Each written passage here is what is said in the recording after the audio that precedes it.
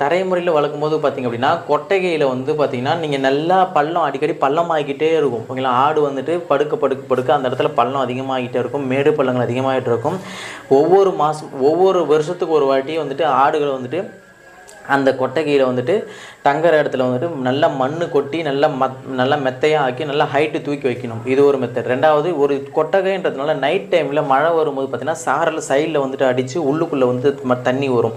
அதாவது உள்ளுக்குள்ள மழை வரும். அப்ப நீங்க என்ன பண்ணணும் அப்படின்னா, சுத்தி வந்துட்டு ஹைட்டா பெட் ஹைட் பண்ணணும். 2வது சுத்தி வந்து பார்த்தீங்கன்னா, கவர் பண்ணணும். சுத்தி வந்துட்டு ஒரு நெட் அடிச்சு நம்ம நெட் இருக்கும் பார்த்தீங்கன்னா, நெட் வலை ப்ளூ கலர் அந்த நெட்டை அடிச்சு சுத்தி வந்துட்டு கவர் பண்ணணும். ஏன்னா அப்படின்னா அப்பதான் சாரல் உள்ள அடிக்காது. ஏன்னா கொட்டகைங்கிறது இப்படி சும்மா போட்டிருப்பீங்க ஒரு கொட்டகை அவ்வளோதான். ஏன்னா தங்குறதுக்கு மட்டும்தான் அந்த கொட்டகை. அதனால அப்படி தான் இருக்கும். அதனால வந்துட்டு சுற்றி கவர் பண்ணணும். இது ஒரு விஷயம்.